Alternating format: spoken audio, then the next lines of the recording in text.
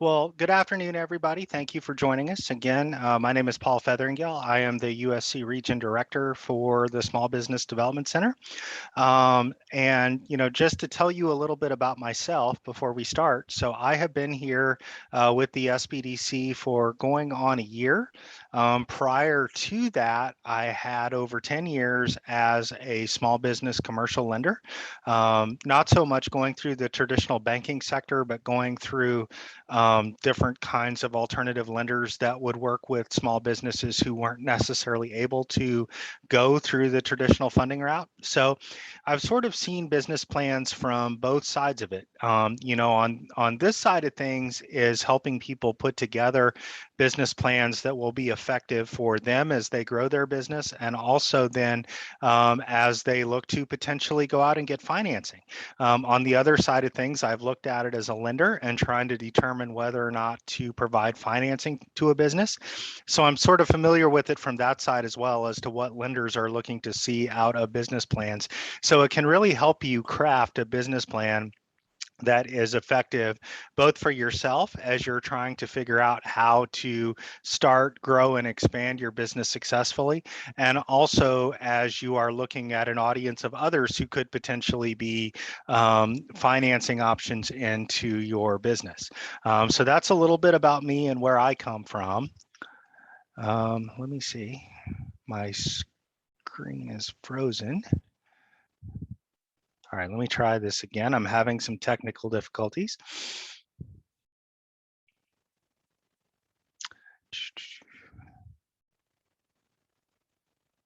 Okay, how's that? So who is the SBDC? Who are we? We have 21 centers across the state of South Carolina. We have over 50 different consultants who work in these centers around the state. We offer individual confidential business consulting at no cost to you, the client. We have a group of highly trained consultants, and really, some people think that we only work with startups. Some people think that we only work with existing businesses. The reality is we work with both. So at whatever stage your business is in, whether you're just at the idea concept, how do I turn this into a business phase, all the way up to you've been in business for a period of time, you're looking to grow, you're looking to expand, and we can help you with that as well. In addition to general business consulting, where we advise you on business plans, projections, different fiscal and operations management, we also can assist with financing options, marketing, HR, and many other things. We are not attorneys, so there might be times where we might say to you, you really need to go talk to an attorney about that, but we have resources that we can point you in those directions as well. We also, in addition to the individual one-on-one consulting, we do different workshops like this, different training and educational workshops. We do them throughout the year. Really what it's about is providing information. Providing information, potentially providing referrals to other useful business resources to help people know what all is out there to help you grow your business. We also have some specialized services that we have consultants that work in. These include government contracting, manufacturing, exporting, technology commercialization. We work with veterans and minority outreach programs as well. So if you would like to sign up for counseling, I have our website information there. You can also follow us on Facebook to get some information about what's going on as well. And I believe Carolyn said this, but if you have any questions as we go through, just go ahead and put them in the chat box. And if it's anything that needs to be addressed right at that time, we certainly can do that. And then we'll also have some time at the end for taking questions. So what is the purpose of a business plan? Why should you write one of these? Well, first and foremost, it's for you. And I want you all to keep that in mind, because some people think, well, I'm going to write this just to go to a bank and get financing, or to go to a lender and get financing, and then I'm going to put it in a drawer and I'm going to forget about it. But that's not primarily what it's for. It's really primarily for you, because as entrepreneurs, you have a lot of ideas. You have a lot of different ways you can do things. You also have some knowledge gaps, some things that you need to figure out the best way to do them. And the business plan is really the best way to help you do that, to really work through all those ideas and work through what really is the best way to do things. It really gives you a roadmap for your business going forward. It helps you get your thoughts on paper. Excuse me, you're going to have, as you go along, a lot of different thoughts and a lot of different ideas on how you should do things. And it really, really helps sometimes to get all of that stuff down on paper and then sit down with your SBDC consultant to kind of go through them and say, okay, let's do this now, let's table this, and you can look at doing it later. Maybe this isn't such a good idea. We can go through and we can kind of help you weed through your ideas that way. It'll also help you figure out your basic structure. You have a lot of different ways you can potentially organize your business. The one thing that I would say off the top, just as a free cautionary advice, make sure that you do have some kind of structure for your business, and that you actually do legally establish your business and get a business license. But within that, as far as what that structure looks like, you can be a sole proprietor, you can be an LLC, you can be an S corporation, you can be a limited liability partnership. There's a bunch of different things.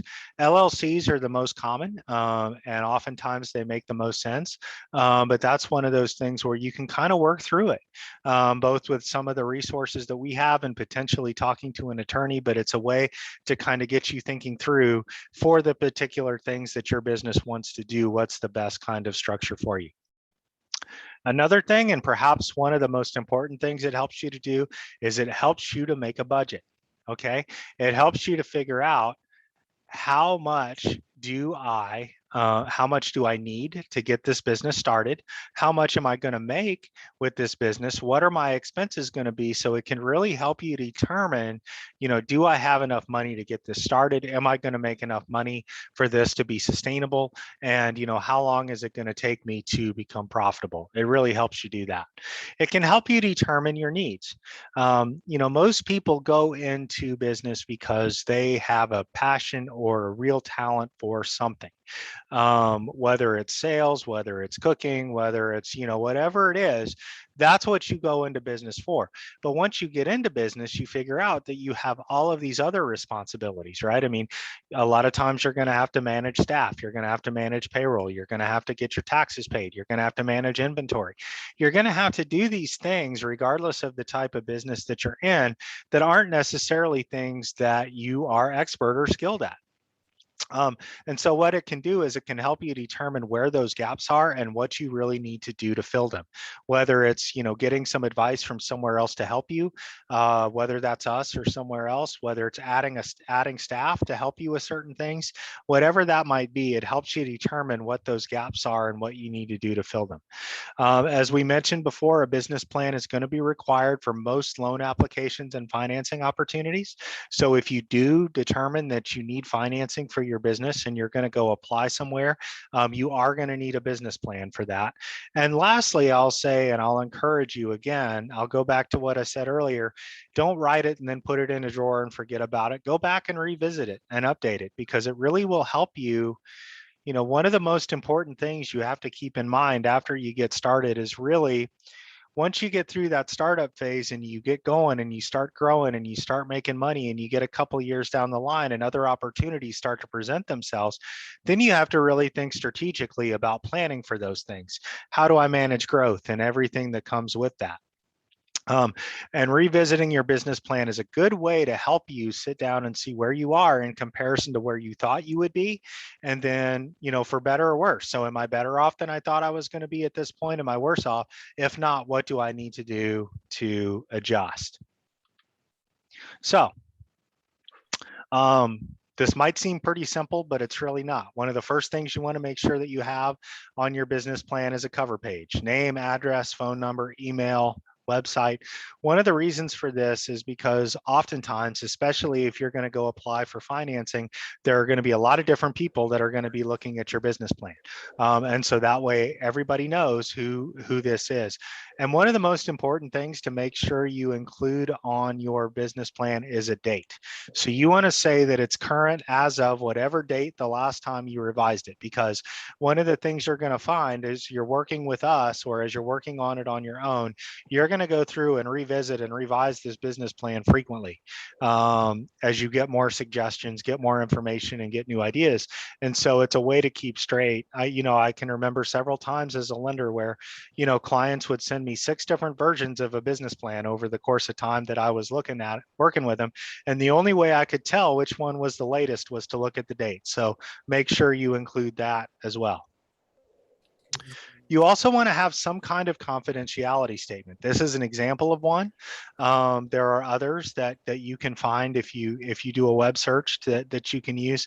But basically what it does, so for example, with us, if you meet with a consultant from SBDC, our services are not only free, but as I mentioned, they're also confidential. We will not talk about your business or your information, your specific information with anyone else. What this says is anyone else who reads your business plan, whether it's a lender, whether it's a potential investor, whoever that is, it keeps your information confidential so that they can't talk about it with somebody else that might take your business idea. So it really is important to put that in there and get people to sign it when you send them your business plan to review. Table of contents. Just go through and list out all the different sections of your business plan and put a rough, put your sections, put your titles of your sections, what's in them, and then what pages they can be found on. And the reason for that is because depending on who's looking at your business plan, they're not necessarily going to read every word. They're not necessarily going to read every page, or if they do, which usually they will, but they're going to start with whatever it is that is most important or most interesting to them. So for example, when I was a lender, I would take your business plan and I would read the executive summary first, which kind of breaks down, it gives me the entire overview of your business, what you're going to do, how you're going to do it, and how much financing you need to do it. I would read that, and then I would go to your financial plan and I would see what the financial plan looked like, the projections, because I'd want to see if it was a feasible business that it looked like a feasible business that would potentially be able to repay a loan. And then I'd go back and read all the other stuff after that, but that would kind of be where I would start. So it gives somebody who's reviewing your business plan a quick way to figure out where they want to go and look at first. And another thing that I wanted to point out, we at SBDC have different templates that we can provide you for how to put these together that have all this information in it with all of these different sections and some questions that can kind of guide you through it. So we'll give you some help with that as well. However, I mean, there are other templates and different things that are available out there.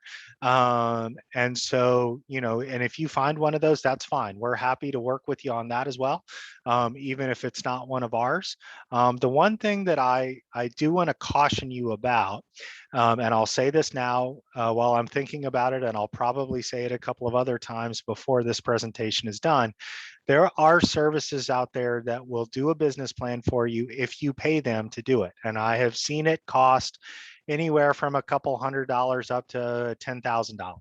Now, the problem with that is, one, this is an exercise that you can do yourself. And number two, for most lenders, they're going to require you to do this yourself because we want you to understand exactly how your business is going to work and what you need to get it to work. And if you get somebody else to write your business plan for you, you have no idea what any of that stuff actually means. And so most lenders aren't going to accept business plans that were written by somebody else for potentially considering financing. And it's just not good in general because, again, it's really one of the big purposes of going through this exercise is to help you understand your business. And if somebody else writes it for you, you don't have the opportunity to do that. So I'm sure I'll say that again, but I will end the sermon on that, at least for the moment. So the executive summary, this is oftentimes the most read section of the business plan. I recommend that you write it at the end. Okay, so because what it's going to do is it's going to go through and it's going to recap all of your other sections of your business plan. You're going to want to put a couple of sentences about each of the other sections of your business plan that's going to give the reader a broad overview of your business, how it's going to work and what it needs. You generally want to limit it to 1 to 3 sentences. A lot of people try to write it right at the beginning because it's the first thing in most templates that you use. But I do recommend that you write it at the end once you have all your ideas down on paper, and then you can kind of pick out the ones that are most crucial that you want to include in your executive summary. So after your executive summary, your first major section is going to be your objectives and your mission. So this is kind of your high level 10,000 foot view of what you're trying to accomplish with this business. What drives you? What's your overall purpose? What do you think the overall benefit of this is?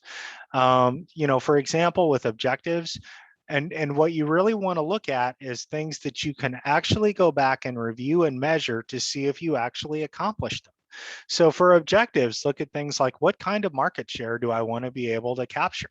When I look at the overall market that's available to my business, do I want to capture 5% of it, 10% of it, 30% of it? What does that look like in year one? What does it look like in year two and year three? How much sales growth do I want? How much do I think I can reasonably grow sales year over year in this business? What do I think my profit margins can be? What do I need them to be for this business to break even and be successful? So you really want to, and those are just some examples. There's others that we would be happy to sit down and talk with you about. But the goal is here with these is to make them concrete and measurable.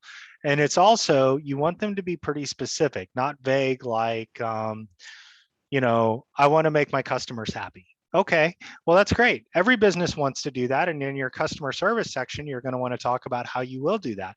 But there's nothing specifically measurable about that. What you're looking for here in this section are measurable numbers you can look at that will help you determine if your business is on a solid footing and is growing and is successful. The most obvious way to look at that is it profitable or not? But there's other underlying things like some of these goals that will help you determine, is my business really growing and successful the way I need it to be? And then for your mission, this is just, tell us and just a sentence or two, what is unique about your business? What is your passion? What drives you? What are you really trying to accomplish with this business? And so after that, that's kind of your 10,000 foot overview, general information about, what you're trying to accomplish with your business and where it's going to go. After that, get into some specifics. How did this business idea start? If it's a restaurant, tell me about it. Tell me, what is it about this? Is there a particular type of food that you grew up, cooking and eating? Is there, whatever it is, tell me what it is that brought you to this idea, makes you passionate about it, and makes you want to do it. Okay. And this is the point. This might not be the best place to say it, but I'm going to. So owning a business is one of the most rewarding things that you will ever do. It's also can be one of the hardest. And so one of the things that somebody's going to be looking at when they're looking at this is, what's driving you? What's your motivation? What's your passion? What drew you to this idea? What is it that really makes you want to do this, that leads us to believe that you're willing to put in the time and the work to make it happen? Then what's your ownership structure going to look like? Is it just going to be you, or is there going to be more than one owner? What percentage are you going to own? There's different things like that. I'll also do a plug that if you are going to have more than one owner, if you're going to have some kind of partnership, I would strongly suggest that you do some kind of partnership agreement, work with an attorney, get a partnership agreement between you and your partners, just so that if at some point down the road, for whatever reason, one person wants to leave the business, that everybody knows how that's going to work and what that looks like, and there aren't any hard feelings. And the other thing I would recommend when you're, or at least that you be aware of when you're looking at the ownership structure, is that typically when you go to get financing, any lender you go to is going to require that any owner over a certain percentage ownership is going to be a guarantor on the loan. Sometimes it's 10%, sometimes it's 20%, sometimes it's higher. It depends on the business, or I mean the lender, I'm sorry. And so that can work to your advantage. It can also work to your disadvantage, depending on how strong those other owners would be as guarantors. So that's just something to think about. If you're an existing business and not a startup, tell me what your history is. How did this business come about? How has this business performed? And then tell me about your location. Tell me where you're currently located, or where you are considering locating, or what kind of location you are looking for.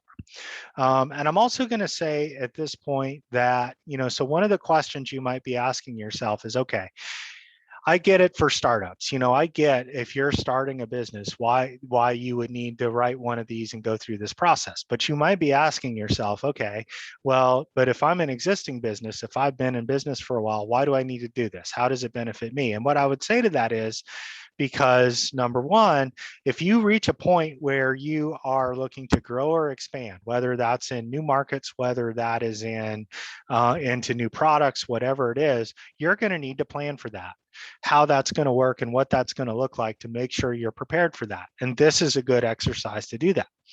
The other aspect of it is, I would say, if you get a few years or some period of time into your business and you're needing financing because you're having trouble, things just aren't going exactly the way that you thought they were, or we hit an unanticipated situation like this pandemic we've been dealing with for the last 18 months, where you need to go out and get financing, that generally signals to a lender that there's some kind of issue there, and they're going to want to see a plan from you as to how this financing is going to help you address those problems and get you out of them to the point where you will grow and stabilize and be able to repay the loan. So I say that to say that's why there's value in it, even if you are an existing and not just a startup business. So after that, you're going to want to talk about your specific products and services. So what is it I'm offering? What am I selling? Is there something unique about it? What's different about it? Why would somebody want to buy it? Because what you want to think about is that most things,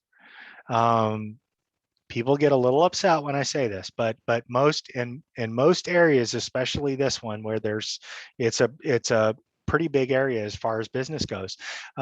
Most things that you're going to do, there's somebody out there already that does something similar. So what you want to explore is, what is unique about what it is that I am offering? And that could be any number of things. It could be one of your products. It could be one of your services. It could be location. You might say, look, we see this a lot with daycares, right? There is so much demand for daycares right now that pretty much for most lenders, if a daycare comes to them, all they have to say as far as competition is that, everyone around me has a waiting list that's, a couple of years long. So we know that there's demand there, right? So it could be that. It could be demand. It could be, look, there's no other business that does what I do in this particular area that I'm looking to go into. Any way you approach it, and we can work through with you on what some of those competitive edges might be for you, but you want to make sure to go through that. Look specifically at some of your competitors and talk about how you differentiate from them. What are you offering? A different product? Are you offering a different service? Is your approach to customer service different? It could even be something as simple as my hours are different. I cover a different service area, whatever it is, pick at least 2 or 3 or 4 competitors, compare yourself to them and see how you differ. And then talk a little bit about your approach to customer service. Okay. Especially if there's something unique about the way you're going to do it. What's your approach for working with customers? We have recently been seeing a lot more people wanting to go into e-commerce or exclusively online businesses. Well, okay, that's one level of customer service. If you're going to have a storefront brick and mortar where you're going to have people coming into your store, that's a different level of customer service. You want to really describe what your approach is to that and how you plan to do it. Now, one of the other important things is the market analysis. Okay, I said previously with your determining your customers. Okay, who would buy this? Who is it? What's the market for your customers out there? So this is where you really drill down using some specific demographic and other data about the market that you're in to get a handle on some of these things. Who is your target market and where are they located? Okay, to use an example around here, if your target market for whatever product or service you're offering is in Somerville, you probably don't want to locate in Mount Pleasant. You want to figure out who your target market is and where they are, so that you can make sure that you are putting yourself in a place where you can reach them. What do the demographics of that target market look like? And then, the other question you might want to have is, like, for example, the other day we had all the census data that came out, right? That told us for, breaking down for different areas of South Carolina, what does the population look like? Who's moving in? Who's moving out? Different demographic kind of stuff. So figure out what the demographics are of what you are offering, and figure out, is it growing? Is it shrinking? Is this a good market for me to do this in? And then look at some of the specific locations you're considering and look at the traffic counts. For example, if you are opening a coffee place with a drive up, okay, that at least some of your target market is going to be commuters, people who are going into work and coming home. You probably don't want to locate right across from a Starbucks. That's one thing, but you also want to think about locating yourself in a place where there's going to be a lot of traffic that's going to go by that can easily get into and out of your location. From a general perspective, what's your market size? I mean, once you figure out who those customers are, what those demographics are, who your target really is, how many of them are there within range of your place? I mean, if you say, well, the target market for my product is women between the ages of 20 and 30, and in this location I'm looking at, there are 1,000 of them. Well, that's not necessarily enough to build a business around. So you want to make sure that whatever your market is, that what that market size is in your particular area and whether it's growing or whether it's shrinking. And then going back and getting more specific about your competition. How far are you from them? Again, it goes back to, if you're opening a coffee shop, you probably don't want to open right across from another one. How are they performing? Have there been, is it a growing market? Is it one where, they've been going out of business? There's different, just kind of getting an idea. I mentioned daycares, right? That's one where you can look at the performance of an industry and you can say, yeah, it's going great, because, everyone that opens, they have a waiting list when they open. Whereas you might look at other things and say, especially in the time of the pandemic, there was a period of time there where, eat in, sit down restaurants weren't doing very well because people weren't able to do that. So you really want to look at the performance of your competitors, those who are in the same industry that you are, to see how they're doing and see what their strengths and weaknesses are and how you're going to address those, right? So for example, if you came to me in the middle of the pandemic and said, I want to open a sit-down restaurant, I would have said, well, people aren't really able to do that right now. I think when you open, you're going to have trouble making a go of it. How are you going to adjust to that? And if you told me, well, okay, then I'm going to add a carry-out component. Those are the kinds of things that you want to be able to address as far as the strengths and weaknesses of your competitors, that you want to be able to address. Another thing that I suggest, I had a client several years ago who was starting a store, a candy and ice cream store in Somerville. And she found a store in another state that did pretty much exactly what she wanted to do, exactly the way she wanted to do it. And she talked to them. She reached out to them, made contact, and got a whole bunch of information from them about how their business works. Because the thing about it is, if you reach out to competitors in your own market, a lot of times they won't really give you information because you're a potential competitor. You could potentially come along and take some of their customers. But if you find one in a nearby market or a similar market or another market somewhere else that's very similar to what you want to do, reach out to them. Do some research and see what kind of information you can get from them and what they can tell you that can help you with your own business. Other things I've seen people do, I've seen people who were opening ice cream stores sit outside of competitor shops with little counters and count how many customers come and go and when they go, and do different things like that to help figure out the market. All of these things are going to help you figure out what your keys to success are. Now, what are some sources of data that you can get some of this information? Number one is us. We have some different sources that we can pull market data from to help you put this section together. We can also help you understand exactly what it's telling you. You can always do Google searches for different demographic data and things like that. And I want to also mention that the Charleston County Library, for those of you who are here local in Charleston, has a business library at their main branch down on Calhoun Street. And so if you go down there to the business library, they'll do a number of different things. One is that the business librarian has different sources of market data that are available to you that you can use. And they also have samples of business plans for different businesses and industries that you can look at to see what other people have done before that has been successful, to kind of give you an idea of how to do that. So once you figure out what your market looks like, then what's your marketing plan? How am I going to reach these customers? How am I going to grow these businesses? Because it's great to figure out who your customers are, where they are, and what they look like, and all this kind of thing. But then how are you going to reach them once you get there? Because a business, it's you really have to think about, when I open my doors or launch my website or whatever it is, and I get ready to start, how are people going to know that I'm there? How are people going to find me? So you really need to be thinking about and really be developing an overall marketing strategy. So are you going to use different social media things like Facebook, like Twitter, like Instagram? Are you going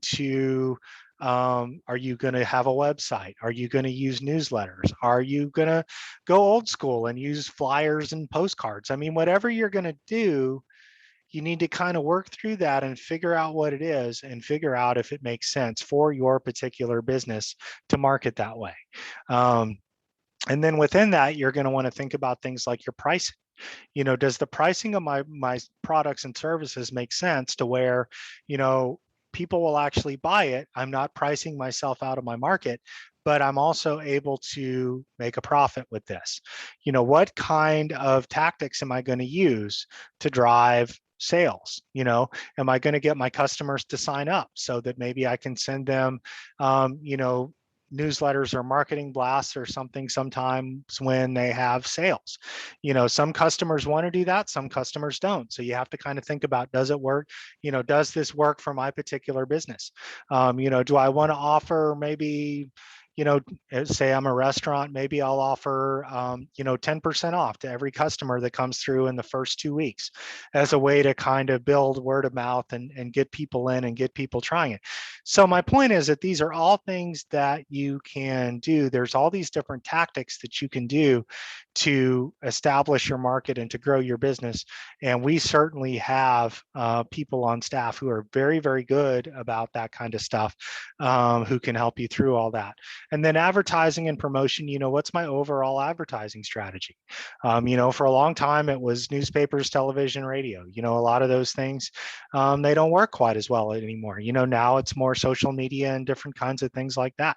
I had somebody tell me one day that he was going to advertise in the yellow pages or in the back of the phone book. Some of you probably don't even know what that is, when they used to deliver the phone book to your house. So you want to make sure that whatever your overall strategy and promotion is for marketing and promotion is, that it is something that works for the kind of business that you want to do. And then, okay. So how am I going to market it? How am I going to get customers? And then once my customers start showing up, how am I actually going to operate this business? Okay, so what's my location? Does my location make sense? whatever location I'm going to put this in, do I have to do any improvements to it? How much is that going to cost me to build it out the way I want to build it out so that it looks the way I want it to look and has what I need to have? How am I actually going to manage getting my inventory, producing my goods and services, managing my employees, paying my taxes, doing all these things? Sitting down and working through this can help you understand how you're going to do that and where maybe your knowledge base is lacking to where you need to get some more information about how to actually do that. One of the things that I recommend to every person who is looking at starting a business is get an accountant and an attorney and talk to them about where you're at and what you're doing and how you're thinking about organizing, and just make sure you're on the right road to do it. When you're first starting out, those are good resources you can have along with us to make sure that you're really thinking about how this is, to make sure that you're doing this the right way. And for an existing business, again, all of these things are equally crucial for existing businesses, because if you're existing and you're not growing the way you want to grow, or you want to grow more, something tells me you're probably having an issue with your marketing. There's something about your marketing that isn't quite working the way it's supposed to, or that you're going to need to ramp it up to really grow the way you want to grow. So then we can sit down with you and help you figure out what that looks like. Let's say you're wanting to move to a new location because you've outgrown your space, which happens a lot. It's a great problem to have.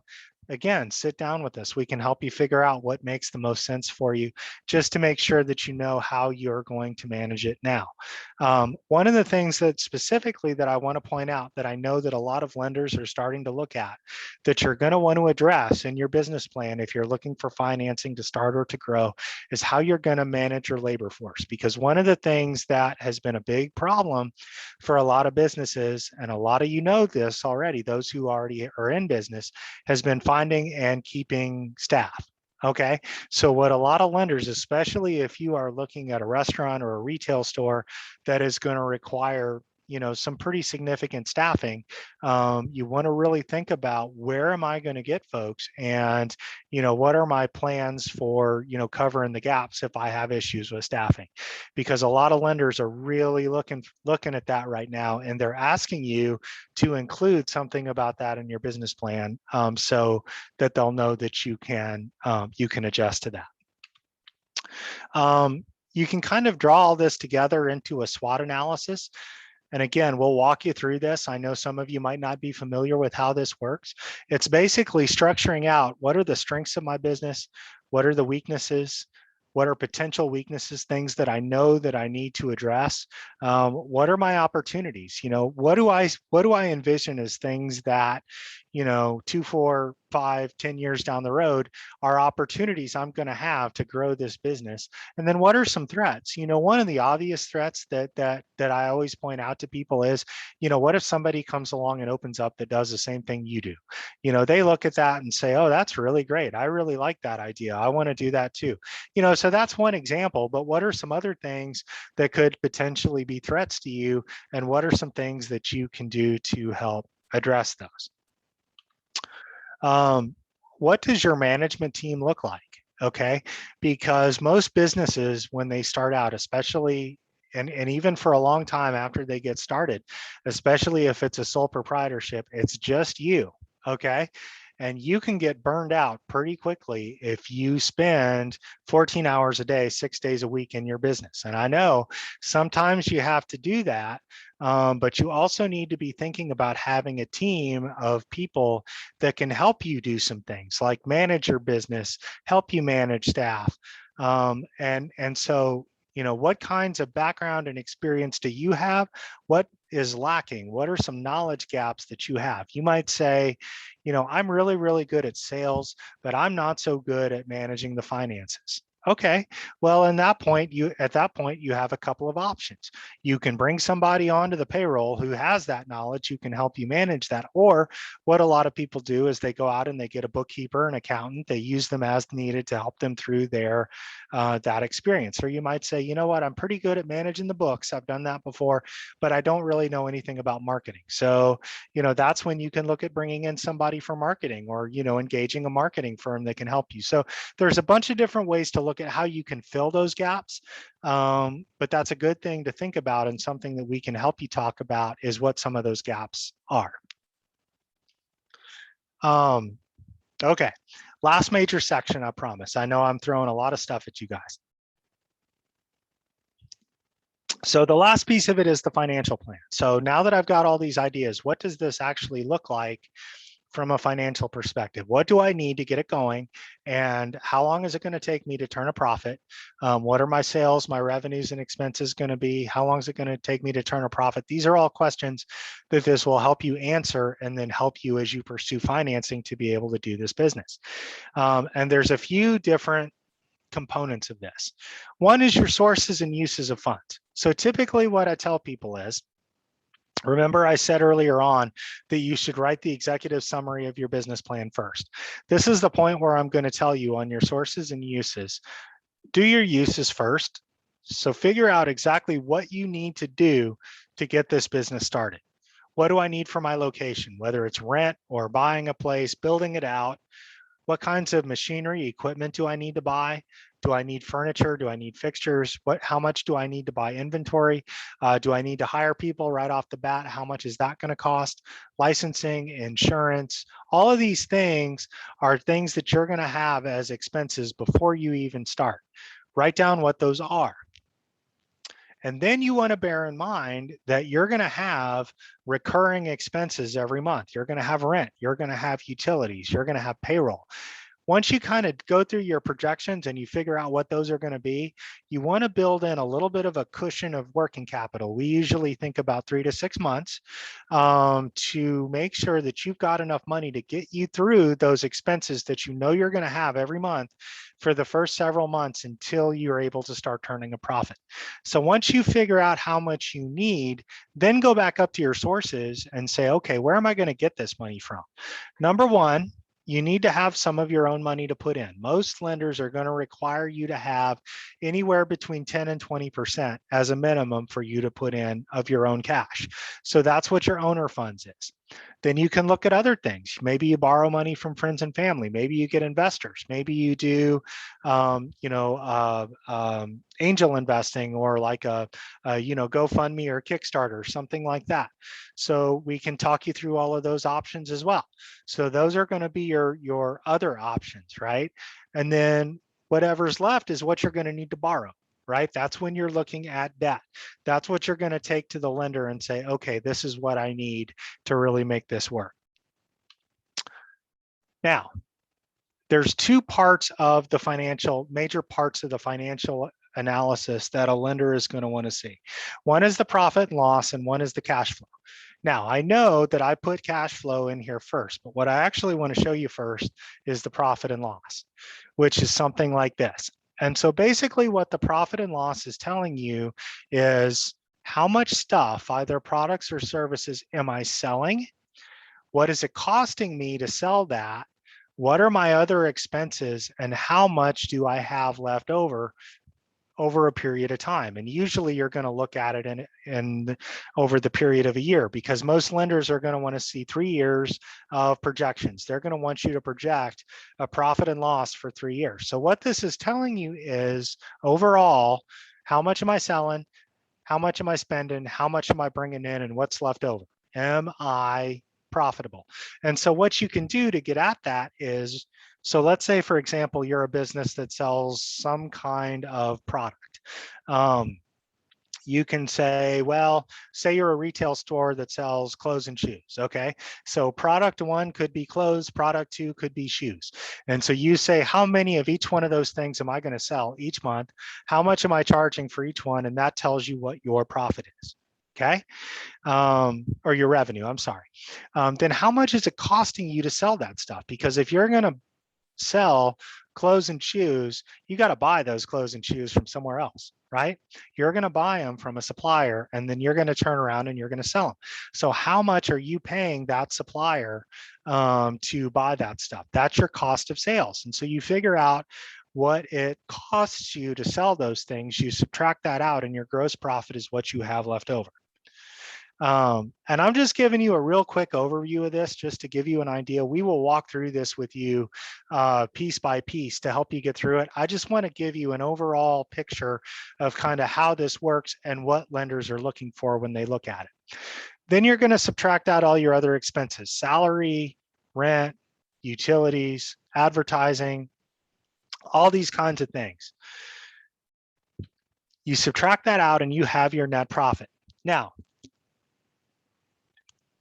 what this tells me is, big picture, I am, for the first few months, I'm profitable, and then all of a sudden I'm not profitable anymore. So this is the reason why most lenders are going to ask you to do this monthly for the first year, because there's a thing in business called seasonality, which is that, some businesses do better. Most businesses actually have some time of the year that they do better than others. The classic example, of course, is, like if you have an ice cream store, you're going to do better between, May and September than you will between December and March. Okay. So you have to kind of build in those periods of the year when you're not going to make as much from those periods of the year where you are, to make sure that you have enough cash on hand to get yourself through. Because if you see in this example, right, they're profitable for the first few months, then by April, they're not. Most lenders, they understand this. They understand that it's going to take you some time to get profitable. That's why they want to see you break it out by month. And remember, I mentioned building in that working capital. This is why you do that, so that you're able to make up that difference. Now, let me go back to the cash flow and tell you how this is different. So what this is telling you is, okay, I'm selling this much, it's costing me this much, I have this much other expenses, and this is what I'm making. But, okay, if you sell something, depending on what it is, like let's say you are a plumber and you're selling a service, right? So you go to somebody's house and you fix their toilet or whatever it is, right? Well, most likely in a lot of those cases, what's going to happen is they're going to give you a bill, and you're going to give them a bill, and they're going to pay you in 30 days, right? So for purposes of profit and loss, you've made a sale there, but have you actually collected any cash? Not yet. Okay.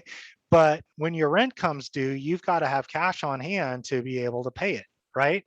So what the cash flow analysis helps you do is to figure out how actual cash is flowing through your business to make sure that you are collecting enough cash when you need it to be able to meet your expenses.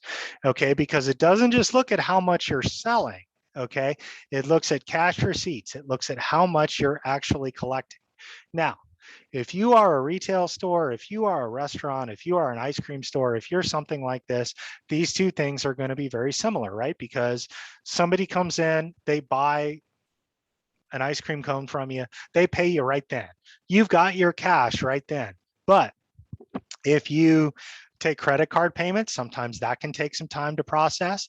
If you are a service business, like I said, where you give people terms to be able to pay their bills, then you're not necessarily going to have the cash at the point that you make the sale. And so what this analysis helps you to do is to see how the cash is actually coming through your business to make sure that you don't run out. Because I can sell $30,000 worth of stuff this month, but if I don't collect any of that cash, guess how much I have in the bank? I've got zero. So it helps you figure out each month how much cash is coming in, how much cash am I spending? This is where you're going to put in things that you're actually spending cash on: rent, utilities, supplies, different things like this. So it'll tell you. And again, what that helps you to do is to figure out if you have enough working capital, if you have enough capital on hand to be able to help the business grow until it really starts turning a solid profit. So, and then there's your balance sheet. This is where you are keeping track of And this is more important really when you're an existing business than it is when you're a startup business. But what it helps you figure out, your assets is everything you own that has value. It's cash in the bank, it's all your equipment, it's anything like that that you own. What's the value of that? Your liabilities is what you owe, whether it's loan payments, whether it's credit cards, whatever it is. And then what's left over is how much you've put into it or how much cash you have generated from the business. The value of this is it helps you understand, if I'm making, let's say I've got $3,000 in cash in the bank, but I have, $1 million in debt that I'm making loan payments on. That tells you that you got to figure out some way to generate more cash to make those payments or refinance that debt or do something else. Those are all things that it can help you understand. And again, we'll walk through that with you and help you to figure out what that's telling you and how you can read it and everything. So real quick, some final considerations that you want to have as you're looking overall at your business plan. Make sure that your projections are consistent throughout the plan. You're going to change them from time to time. Just make sure, if you say in your marketing section, I'm going to generate 15,000 in revenue this year, make sure that's what your projections show. Make sure your timelines and dates are correct as you revise your plan in terms of how soon do I want to open my business and that sort of thing. Make sure you can justify any assumptions that you make. Think about, and especially now, it used to be when we talked about disaster planning, we talked about things like hurricanes and floods and, things like that were common around here. We've also learned from the pandemic that, things like that, especially now as we're having a little bit of a resurgence, those are things you need to plan for as well. So have you planned for disasters? Have you planned for exit? Have you planned for, let's say 20 years down the road, I want to retire and sit on the porch for a while. Do I want to sell the business? Do I want to keep it in my family and have my kids take over? Those are all things that you want to think about. Make sure whatever financial information and product information and all that stuff you have in there, market data, make sure you understand it before you take it to a lender or somebody. And we will sit down and we'll walk you through all of it and we'll help you with that. Just make sure that you have a good handle on it so that when lenders ask you questions, you know how to answer them. And then also a final thing to think about, if you're looking for financing, just ask yourself, do you have cash to put into the business? Are you prepared to do that? And are you prepared to personally guarantee the loan? Make sure you have a cover sheet with contact information. Make sure your projections are reasonable. I had a guy one time who told me in his projections that he was going to have $1 million in profit in the first year. And my reaction to that is that I am going to come to work for you. But the other thing is you want to make it as realistic as possible, and we can help you do that. I would even venture or err on the side of being a little overly conservative so that you can kind of say, okay, worst case scenario, can this business be successful? And then do you have some of your own cash to put into the business? Okay, so I went through that really fast. I want to say that, first of all, thank you for sitting through all that. It's a really important process, but we are here to help you. We've got, for example, we've got Robert Jones on the phone or on the call with us today. He is one of our consultants here who is an expert in marketing. We have consultants, no matter where you are in the state, that are experts in all this stuff. We can sit down and help you. If you need help, there's our website where you can sign up for counseling. So again, I'm Paul. Thank you very much. And feel free to reach out to me if there's ever anything I can do. And I'm happy to take questions if there are any. Paul, also, if you don't mind, stop sharing your screen. I'm going to share the state site so people can see where to find the recordings of events. Great. So can everyone see this now? Yes. So I just wanted to share with everyone on the call today. This is our state site, the one that Paul had up before, the SC SBDC site. If you're looking for training events, you would go to the training event header. These are the tiles for upcoming events. And if you scroll all the way to the bottom of the page, This is our library of previously recorded events. They date all the way back to June of last year when we started going completely webinar based on all of our training events. We have posted all of these and you can watch those at your leisure. Paul had also mentioned that you can find the location of your closest office. So you would hit the location header, and then you would determine exactly where you're located. Say you are in Greenwood. You click the little bubble there. It takes you directly to Ben Calhoun, who is located in Greenwood.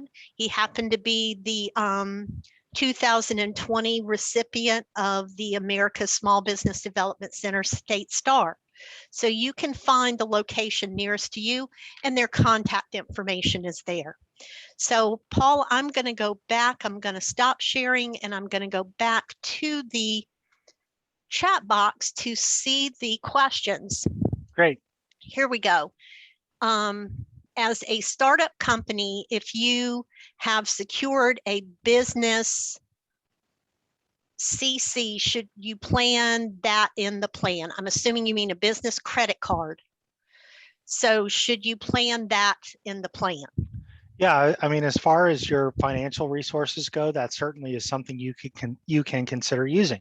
If you have a business credit card, that you can use that towards some of your expenses, and that can also be, you know, either before you start, a lot of times that can count towards your equity in the business, or you know, it can be a way that you can give yourself a little bit of a safety net to cover expenses after you get started. The other thing it'll help you do is it'll help you build business credit. You know, there is such a thing as business credit that is very much the same as personal credit, in the sense that it's based on how you pay your bills. It's based on how much debt you have, how much credit you have available to you. We can walk you through how to sign up for that. You have to sign up for it separately to be able to get business credit, but it is certainly a good thing to do. Now, I will say though, that when you are in the startup phase or newer phase, even a lot of times, depending on the lender, no matter what phase you're in, your personal credit is still going to be a factor into whether or not you're able to get financing. But credit cards are good ways to build business credit. I would also say though, two things about it. Number one is, a lot of times, even if it's a business credit card, they're going to want you to sign on to it personally. So understand that that could potentially show up on your personal credit as well, potentially, depending on the credit card. And also understand you should sort of treat it like you would a personal credit card, in the sense that, you know, you don't want to go too crazy with the debt, because the interest is really high and it can get pretty hard to pay off. So just a couple things to keep in mind. So let's see. All right. Do you recommend getting a Dun & Bradstreet? I have one, but most lenders that I have gone to, they have not heard of the company. Oh. Also nav.com. Now I know a Dun & Bradstreet is something that is somewhat required in SAM registration in the government contracting arena, but how does this help with business planning and development of credit, Paul? Hold on a second. Oh, Paul, you were frozen there, so my apologies. Please. Okay. Am I back? You're good. You're back. Okay. Okay, good. The Dun & Bradstreet, registering for that, as Carolyn said, it's going to be required for if you want to do any kind of government contracting. But it's also, that's how you go about building your business credit, is through Dun & Bradstreet. So as a lender, if I'm going to pull a business credit report, that's where I'm going to pull it from. So having that Dun & Bradstreet number will help you to actually do that. And, you know, a lot of times, you know, most lenders, they don't require that, especially when you're newer, because they recognize that you don't really have, you know, you haven't started, so you don't have any credit, right? Until you until you have some suppliers, until you have some vendors, until you have bills that you're paying, you don't really have credit. But as you grow and as you get ready to expand and as you start getting into higher amounts of money, that can become a factor to future contracting and financing opportunities. So I personally think it's a good thing to do. The second part of that question was also nav.com. Excuse me, nav.com. If I'm not mistaken, nav.com is an online lending platform. Yeah, I'm not as familiar with that, but I believe that it is, yes. The next is, do you have any experience with business plans with a startup trucking company? Paul may not, but we do have consultants throughout the state that have worked with many trucking companies. Paul, correct me if I'm wrong, but the basis is still the same. It is. Yeah, it is. You know, they're still going to look at the same kinds of things. You know, one of the, with trucking companies, and I've worked with a few of them before, and we're getting a lot of them right now because of, you know, again, it's one of those things that with the pandemic and people staying home and doing so much of their shopping online, there's been increased demand for that kind of thing. And also, if you look at volume at the port here in Charleston, there's been a lot of growth and demand for that. The challenge that most lenders have when they look at trucking companies, and what you really need to think about as you're putting your business plan together, is how are you going to access all of that? Okay, so how are you going to establish, either with a freight broker or whatever it is, however you do it, how are you going to ensure that you can tap into some of that money, or I'm sorry, some of that work, to make sure that, because there is a lot of competition out there, you just want to make sure that you have it developed to the point that you know you can access that work that you need to really make it successful. But yes, we have consultants all over the state that have experience with trucking companies that can work with you. Another question, and Ann Williams has asked a few questions. And Ann, some of the questions that you're asking about suppliers and online lenders, it would probably be best if you develop a relationship with a business consultant in your local area, and they'll be able to not only provide you some insight on the online platforms, but also things locally. And when you're talking about suppliers and shipping and receivings, we do have consultants throughout the state that specialize in manufacturing and importing and exporting. So that might be a good resource for you. Absolutely. Here's another question. Can business credit be established when equipment is purchased for an agricultural business? And Paul, you're frozen again. No, I can only hear, so everyone knows I can hear Paul because we're in the same office. Any better? Much better, thank you. Okay. Yeah, our internet connection's been a little bit unstable today. So the, equipment. Paul, again, you're frozen. So I believe that the purchase of farm equipment can be considered an asset if you outright purchase that. But of course, if you're financing the credit, then that the equipment, that of course would build the credit itself. Robert, that's great. If I'm actually back, yes. A couple of the notes said I was. That's absolutely right. If you buy it outright, then no, it doesn't. It just goes on your balance sheet as equipment asset. But if you finance it, just like if you finance a car or anything else, then yes, you can use it to build business credit. So let's see. Okay, well, I don't see any other questions. Does anyone else have anything else? And y'all were absolutely correct. He may have been frozen on my end, but not on anyone else's. And that may very well be just because we're in the same office. So everyone, I'm sorry, someone has activated their microphone. Yeah, Mr. Nelson, is that you? Yes. Okay. I speak a little faster than I type. Um, I was wondering, like, say for instance, if you wanted to start a business and you had to purchase or rent a structure, Okay, yeah, and do you guys help with stuff like that? sure. You mean as far as an actual location for your Yeah, business, a building? yeah, Yeah, certainly we can. I mean, typically we recommend, or well, I should only speak for myself on this. Typically, I recommend that when you're first starting out that you lease instead of purchase a place, just because, you want to make sure that you're in the right location and excuse me, that it's working for you the way it should before you're locked into something that you've actually purchased. But I have seen instances where it made sense to buy right off the beginning. And we certainly can help you put together projections that will reflect that. Because, for example, if you go for, SBA 504 financing, one of the things that you can use that for is for purchase of business property. So we can help you then put together projections and that sort of thing that will encompass that. And just to clarify, we don't assist in helping you find a location. Right. So we right. generally recommend that you work with a real estate broker or something of that nature.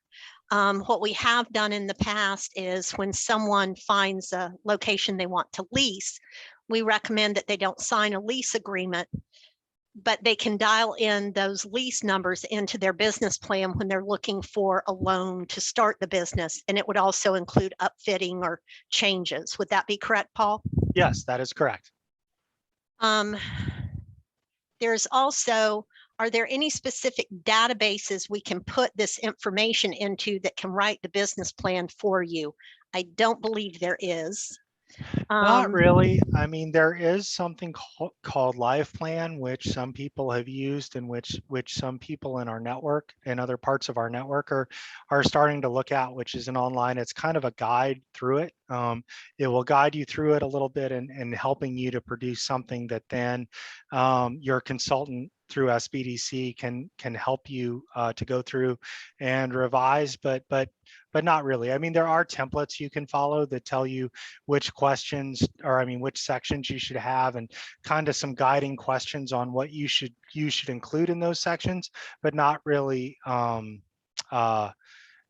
something where you would just enter information and it would do it for you per se. Someone also asked, will the PowerPoint slideshow for this webinar be available online later? No, it will not. We will be distributing the slides as well as a link to the recording to those individuals who respond to the post-event survey. And the recording of this event will be placed on the website, as I showed earlier, probably within a week. So here is, should and how would you place owner's information in the business plan? Do you mean as far as background? I would think that that would fall within the history and experience section. Yeah, you would put that under the company information where you talk about the history and some of the owner's experience and all that. You're going to want to put that in there. And that's good that you say that, because yes, you do want to include information about yourself in that section, the company history or company information, whatever it's called, section of the business plan, because especially if somebody's looking to give you money, that's one of the questions they're going to have is, what experience do you have in this industry that leads me to believe that you can be successful with it? Because if you tell me that you want to own a restaurant and you've never owned a restaurant before, then I'm going to have more questions than if you can show me that background and experience in the industry that helps me to know that you know what you're doing. But yeah, that's where I would put it if I were you. And you can even, what some people do, and this works as well, you can even put a copy of your resume as an appendix or an attachment to your business plan. That's something else that people do sometimes, and that's also a good way to do it. I know that we've had a lot of people that have worked in the food and beverage industry, chefs and things of that nature, that have shown their restaurant management and chef experience that have helped with that. Absolutely. Another question. Paul, can you pull up your information on the screen again? So could you share your last slide, Paul, with your contact information? I certainly will. And Mr. Nelson, we help all sorts of people. We charge nothing for our consulting services, but we are not a lender. We don't have information on grants. We are unable to assist people in the credit repair. So a lot of people come to us with a great idea, and at this time they don't have money to fund their idea. But we kind of start them with, you know, keep your full-time job, save money, and it may be a slower process. But there are many people that have a great idea. They currently don't have any money. The start is going to be a little bit longer because almost any loan, and please, Paul, Robert, correct me, it's not 100% financing. If you're looking to borrow $100,000 and you've completely defined how you're going to use that money, the lender is going to expect, typically, is it 20% owner injection? Yeah, typically. It varies some depending on the lender. Sometimes it is 10%, sometimes it's 30%, but I would say 20% is typically a good rule of thumb.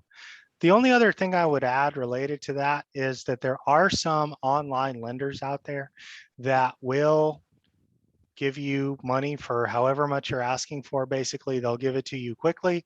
They'll deposit it right into your bank account. But what you want to be careful of is with a lot of those, your interest and fees, you can end up getting up to 30, 40, 50%.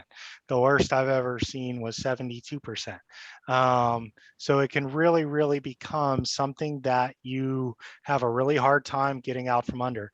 And so I always encourage you, when you're looking at any lender, make sure to know what the terms are. How much is this going to cost me? What's my payment going to be? And we can help you with that too. If you're not sure if something's a good deal or not, sometimes, you know, myself or somebody else that has experience with it, we can at least look at it and say, you want to ask these questions, you want to get this information, you know, at least point you in some of those directions of things that you should be asking. Another question, would you place your expansion plan in an appendix? You could. Yeah, I mean, if you have a separate expansion plan that's a part of an overall business plan, yeah, you certainly could put it in the appendix. So another question, do you recommend writing a business plan for woman-owned, veteran-owned business with government contracting?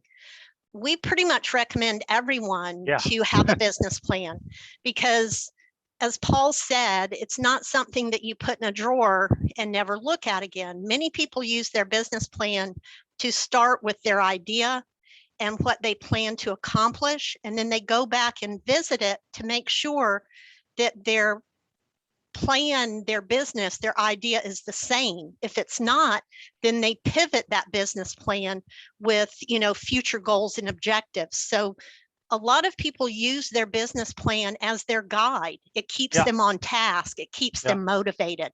So with government contracting, don't get the capability statement and the business plan confused, because with government contracting, you need a capability statement that is proven successes and testimonials, but the business plan keeps you on track. Absolutely. So if there aren't any other questions, it's now 2:17. We're going to end this. Paul, thank you so very much. Thank you all for coming. There's one thing, does the SBDC help with getting certified? No, ma'am, it does not.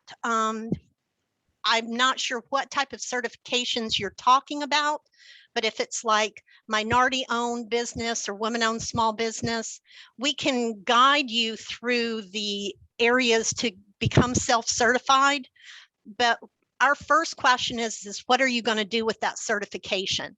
Generally, certifications for minority-owned business or women-owned small business are only advantageous in the government contracting arena, or if you want to declare that and use it in your marketing plan.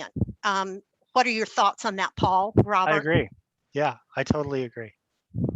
So again, if anyone has any other questions, please give us a quick shout out. If not, we're going to end this, and we will be sending that post-event survey. In fact, Robert will be sending that shortly. He's probably already finished the attendance and everything. He is awesome with this. So everyone, thank you for your interest. Thank you for attending, Thank and you. we look forward to assisting you with your businesses.